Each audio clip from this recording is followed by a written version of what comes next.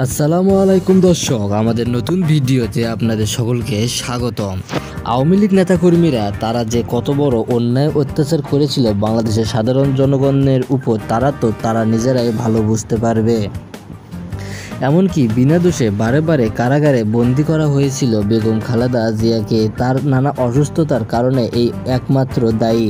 তাই তো এবার বোরকা পরে পালাতে গিয়েও ধরা খেচ্ছে আওয়ামী লীগ নেতাকর্মীরা। কেননা আওয়ামী লীগ নেতাকর্মীদের উপর সকলের একটি টার্গেট রয়েছে। কেননা তারা যেভাবে অন্যায় অত্যাচার কিংবা লুটপাট করে যাচ্ছে দেশকে, সে তাদের বিরুদ্ধে যেই কথা বলতেছিল তাদেরকে কারাগারে বন্দি করা হয়েছিল। কিন্তু কারাগারে বন্দি করতে করতে এমন এক পর্যায়ে পৌঁছে গেছিল যে দেশের সকল জনগণই ক্ষেপে গেছিল। কিন্তু টানা 15 বছর ধরে রাজনীতি করার কারণে যত নিয়মকানুন রয়েছে সব নিয়মকানুন পরিবর্তন করে দেওয়া হয়েছিল, যাতে কোনো নেতাকর্মী কিংবা কেউ এসে তাদের বিরুদ্ধে কোনোভাবে কথা না বলতে পারে।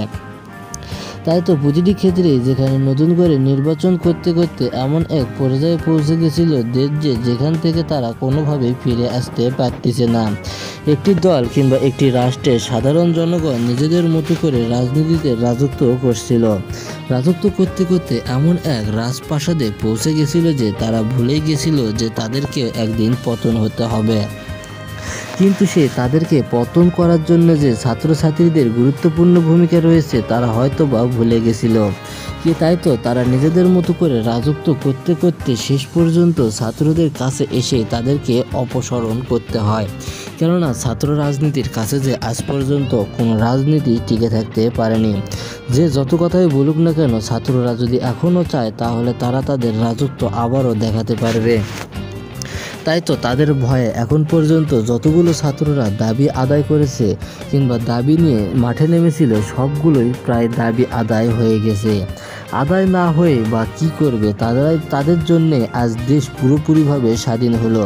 এখন যদি তাদের কথায় না শোনে সরকার, তাহলে এটি কেমন যেন একটা ভ্যাবাচ্যাকার মধ্যে পড়তে হয়। তাই তো সব কিছু ভুলে গিয়ে ছাত্রছাত্রীরা যে দাবি আন্দোলন করতেছে, এ আন্দোলনই মানতে হচ্ছে সকলকে। ছাত্ররা যেভাবে রাজনীতিতে নেমেছিল এবং যেভাবে রাজত্ব করে আসছিল, সকলেই ভেবেছিল যে ছাত্ররা কোনোভাবে জয়লাভ করতে পারবে না। কিন্তু ছাত্রদের মনে এক প্রকার বিশ্বাস ছিল যে ছাত্ররা জয়লাভ